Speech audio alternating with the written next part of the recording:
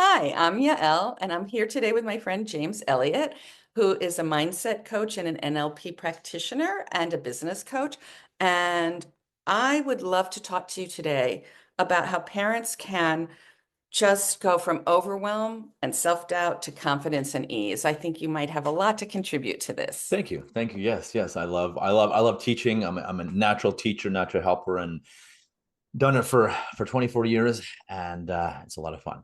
Wonderful. And so So beautiful. I know that one of the things you use is NLP, which is Yep. neuro-linguistic programming. You got it. Could you talk a little bit and give everyone an idea what that is and how that would be helpful in parenting? Yeah, for sure. So NLP, neuro-linguistic, so neuro and then linguistic language programming, or reprogramming, maybe it should be called, will help us look at how our mind works and really take control of how our mind works versus all of our automatic habits and patterns and behaviors, gut reactions, things we do negatively. I wish I didn't do that. I wish I did do that, but we don't.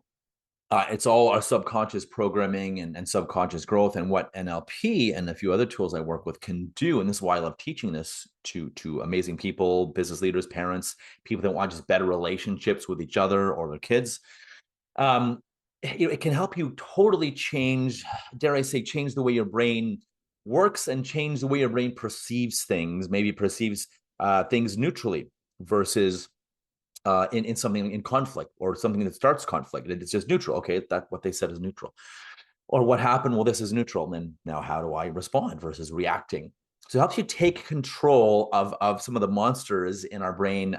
Shut up the little gremlins or monkeys on our shoulder that talk down to us or tell us this is bad, or they're making fun of us, or we can't do this, or you're not good enough, anything, and helps us respond in ways that are more creative, more impactful, more intuitive. Check in with your intuition better. Basically helps clear all the junk and helps us have better actions, thoughts, beliefs, behaviors, and thus we're also programming our kids. We're always teaching our kids with what we say and more so what we do or do not do. So by changing that as well, by taking control of your brain with NLP, you'll change what your kids see and learn as well. Okay, wonderful. So, we've all heard this from our parents because I said so. Yes. Yes. So, if we wanted to shift that and create a really different kind of communication, so obviously to me, because I said so is about just in my Ego opinion. and I'm right and Yeah, power. Yeah. right. So how would we shift that? Give an example of how you would talk to a child in a different way. There's a couple ways of doing it. So one would be just a verbal reframe, and just having a conversation and reframing that, having the child look at it a different way, looking at maybe the consequences, positive and negative consequences of doing something, let's say their homework, or the positive and negative consequences of not doing something, let's say, again, say their homework or drugs or whatever, and helping them look at the positive and negative consequences versus don't do it or because I told you so.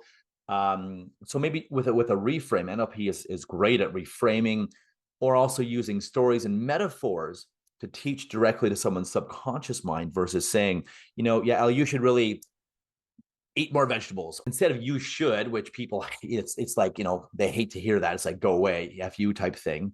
What instead it could be is just there's a metaphor telling a story, and you give them solutions in actually a story, in the form of a story. And that's why some of the best teachers, in fact, I would say the best teachers, are storytellers. They use story or metaphors, as we call them, short or long, true or not, to teach a lesson. Because it goes in like glue with teaching to the subconscious. So that's one way, either with a metaphor or reframe to the kid, a child, or teen. The other way is by leading them, by walking the talk. Monkey see, monkey do. It's why a lot of abusive parents have abusive kids, obese parents, obese kids, you name it. Depressed parents, depressed kids, overweight parents, overweight kids. It's the monkey see, monkey do. It's a lot more than genetics, because genetics is proven to be, yes, important, but a lot less important than environment and nurture versus nature. It's what we do. It's what they see. It's literally what they do. So walking the talk as well. I think a lot of parents need to walk the talk, and they're like, oh, I am. Well, okay, are you really? Are you truly walking the talk and doing what you say and saying what you do? Or is there areas of your life where you say, oh, I'm going to do this, and they don't? Or in areas of your life where you say, I'm not going to do this, and then you do? Whether it's directly to your child or teen, or if it's just in life.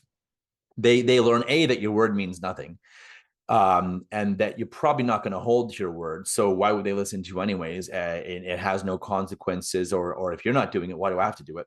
If you're smoking, or you're not taking care of your health, or you're whatever, why should I take care of myself? Why should I do this or work hard, or whatever it is? So I think we have to, yes, with words and conversation, but also, again, with the direct neurological, the neuro of NLP, is walk our talk, is really walk the talk as a parent. And before that gut reaction of, oh, I walk my talk, I would invite you, look at areas in life where you're not doing what you say and not saying what you do. Like, if I'm going to get up tomorrow morning, get up early and go to the gym.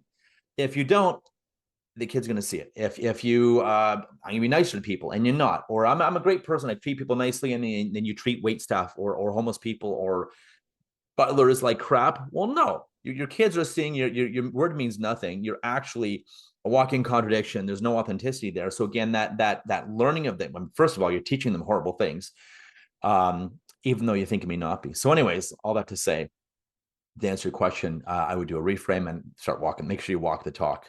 So, we sometimes have places where our child's struggling, Mm-hmm. whether it's academically or in sports or with peer relationships, whatever it is, your Sure. child needs more support. Yep. Is there a way to use NLP to kind of shift some of that inner dialogue your child might be having, or the way they're seeing themselves as functioning in the world? Absolutely. So NLP, I love it. It's not just changed my life. NLP and a few other tools like timeline therapy have quite literally saved my life. So I wish I had these tools. Wow, when I was back being bullied and picked on and beaten up as a kid, oh my gosh, I wish I had some of these tools, because people bully people that are people don't bully people that are confident. They don't pick on people that are confident and have boundaries and personal power. They pick on people that they can pick on, that people allow it. I Okay, so think, let's actually use an example. You have a okay. 5-year-old who's being bullied, Mm-hmm. and they come and they tell you, you're a parent, and you find out your child's being bullied. How would you suggest the parent support the child, or how would you work with the child to reframe it so they feel more Mm. confident? I think having the child, teen, whatever, look at the child, look and ask about their internal dialogue. What is that voice inside saying to you about, you can't react, you can't speak up. I don't promote violence, but if someone punches you, I would punch back, or respond, or run away or whatever. What is it inside you? And just asking questions and using some diagnostic questions to dive deep. What is inside you? It feels not good enough that you're putting up with this crap, or putting up with people saying this or talking to you like this, instead of saying, that's not okay to talk to me like that. That's not cool. Or standing up for themselves. Again, someone heavily physically bullied. Yes, I have a kid that's getting bullied, and especially I've had my head put through windows, you name it. And yes, I would, again, avoid violence. I'm a martial artist. And the first thing we learn is to actually avoid fights in martial arts. But again, if I have a kid, and if they ever got someone's punching them, you have full permission to pop that person in the nose and stop that. But I think it's about the internal dialogue, the disempowering dialogue. And I think having a dialogue, no pun intended, about that internal conversation that the child has about, why do you feel it's okay not to have these boundaries, not to stand up for yourself, not to speak out, or maybe tell a teacher, whatever is. Now that sometimes is a losing battle, but again, depending on the teacher and the school, sometimes you can have results with telling a teacher. So what I hear you saying is, say Yeah. a child's being bullied. Mm-hmm. It's not that you're advocating that a child hits, you're advocating that a child knows they're worthwhile to defend themselves. And Exactly. that's actually the Otherwise, they shift. won't. It's an internal shift that you You want. got it. Now, how they're going to cope with it might be different, but you want them to have enough confidence that they're protecting themselves. Exactly. It's about that internal confidence, internal worth. And I think NLP can also have, with the parent trained in NLP, have the parent check themselves and think, where am I disempowering my kid? Where am I making my kid feel like they're not worthy, not good? I struggle with all that. And that's why I let them bully me and pick on me, because I didn't think I was worth anything.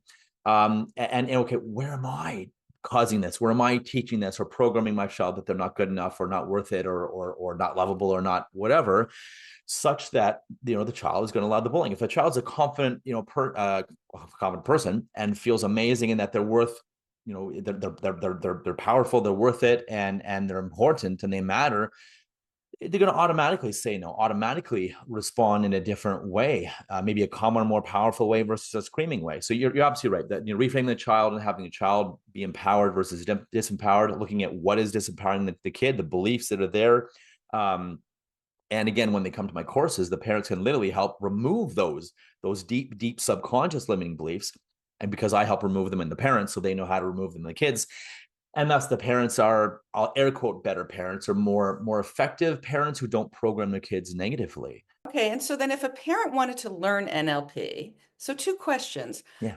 How long would it take them to learn to use it? And how quickly would they see results working with their children? Great question. Great question. I mean, well, my course, we used to do an 8-day live intensive, which was intense. So now it's a 12-week, once or twice a week, live on Zoom. But even after the first night, they have tools. Second night, they have tools to go from themselves. I mean, tools are for self first. Tools are for self. When you're better, like I was talking, walk the talk. When you're air quotes better, when you're, I'll change what I'm saying. When you're more empowered, when you're cleaner, you've cleaned up the past, cleaned up a lot of even the thoughts, the disempowering or feeling not good enough yourself. Because as you know, we pass that on, all that generational trauma, the not good enoughness, the unlovableness, the powerlessness. It gets passed on to our kids and then their kids and their kids. So when parents work on that, they're already projecting different things to their kids. They're showing a confidence to their kids, and the kids learn from them. But then, so anyways, answer your question. The first night they go home with tools, and the second night they go home with tools to literally, I say, go practice with each other, and practice with your family. And of course, there's a ratio and percentage of how many people listen to me or come back to class next week. Who practice? What results did you have? Sometimes some people practice and they get great results, or hey, I did this, but I didn't quite get this result. Well, cool, but you got a result, didn't you? I would answer that question, and it's they empower themselves, and that way they can empower them kids versus being a disempowered parent trying to empower their kids. Well, it's not going to work so well. But did I answer your question? I'm not sure I fully answered it. You answered it about that, like you think within 12 weeks, parents would have a very good grasp of NLP and how to use it Yeah. in parenting. And I'm just curious, like, do you think that once they start applying it and a kid's having an issue, that the issues are resolving quicker? I would say so, because you can keep those conversations going with the child. There's techniques you can teach the child, be more empowered, less emotional, less fearful, more confident, feeling more love, taking more of the right actions, being who they want to be. And then again, yes, keeping these conversations going with the child absolutely is what does it do for you? How does it make you feel? Is that really true? Is that not true? Why do you believe that's true? What evidence is there? Why do you believe that's not true? What evidence is there that you are not weak? What evidence is there that you are not a loser? What evidence, and maybe even doing a belief table with the child too. All the reasons you're not that bad thing you think, or that people say, and all the reasons that you are this awesome thing you want to be, maybe powerful, super awesome kid, whatever it might be. Okay, I have one more question For for you. sure. Yeah. Okay, so what do you think the results are in terms of letting go of generational trauma and generational patterns that aren't healthy in a family dynamic? Great question. I've done it. So here we go. So I won't speak for myself at first. I'll speak for parents. I've seen parents become much more responsive parents versus reactive parents. So again, a better able to parent their kid, their child, because they're responsive versus reactive, screaming, yelling, you're so this or you're so that, you're not this, and totally disempowering your kid. Versus, hey, if you bang your toy on the floor like that, we're not going to be able to play with the toy anymore. The toy will be wrecked, the floor will be wrecked. Do you want to keep playing with your toy in the future? Versus, don't bang your toy, or you're a bad boy or a bad girl, and it goes in and sticks. Right? Or you're this or that, you're so dumb, you're so this, you're so careless, whatever, goes in and sticks. That generational trauma and generational beliefs of oh, we're just a big boned family, so diets or whatever, which is nonsense. Yes, you're a big bone family, but when you eat crap, yes, you're gonna have more fat on you. When you eat better, yes, you'll be leaner, right? It's science. Just these beliefs that come through not good enoughness, powerlessness, all kinds of traumas from the past. I mean, look at our parents and parents' all the wars they went through, all kinds of stuff, the Great Depression, recessions, disease, famine.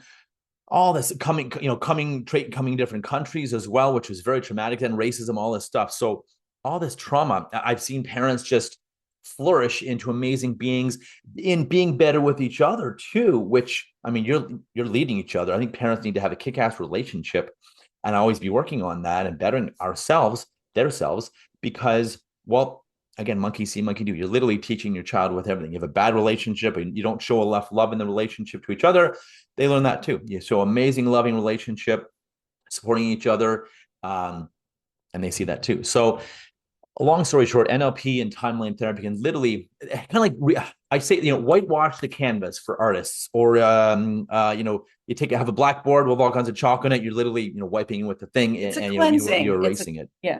You're resetting the computer, if you will, rebooting the computer. And thus everything you do is different, because you don't have all the stuff, the mud on your goggles. You can't see properly. What you see, what you perceive, what you realize, what you take in is different. It doesn't get convoluted by all of our filters, our beliefs, our attitudes, values, limiting beliefs, traumas. It doesn't get mismatched. Oh, well, when Yael says that, she's telling me I'm dumb or not good enough. But it could be just that you're plainly neutrally stating something. But again, because of the mishmash of all of our filters and how our brain, because of its programming processes stuff, we may take it negatively. Right? Or someone that's maybe narcissistic or egotistical, they may take it positively when someone's trying to say you're being a jerk, or whatever, giving feedback. They may be like, oh yeah, but I'm so super duper, it doesn't fucking matter.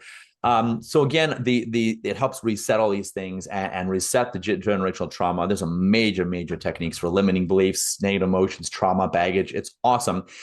And when you reset that, just watch people's lives change, and everything they do is different, because the baggage is gone. They're not dragging around this crap, this anchor, this weight that affects decisions, lives, limiting beliefs. And then again, we're programming our children differently. Their children, I don't have kids, their children differently.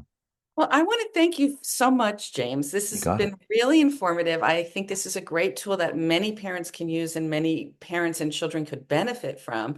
And before we end, I'd just love to know, how could people be in touch with you? For sure. For sure. One of the best ways to reach me is by going to unleashyourpower.com, and checking out my site, some of the trainings there that I have, the coach training, the NLP trainings, and some of the other resources as well. And I hope this has been helpful. You can reach me out, James R. for Robert Elliot with one T, on LinkedIn, Facebook, YouTube. I'm actually James R. Elliot 99 on YouTube if you want to see some of the content. But yeah, LinkedIn, Facebook, just James R. Elliot. Feel free to reach out, or unleashyourpower.com. And thanks for having me, Yael. Thank you so much. It was great to talk to you.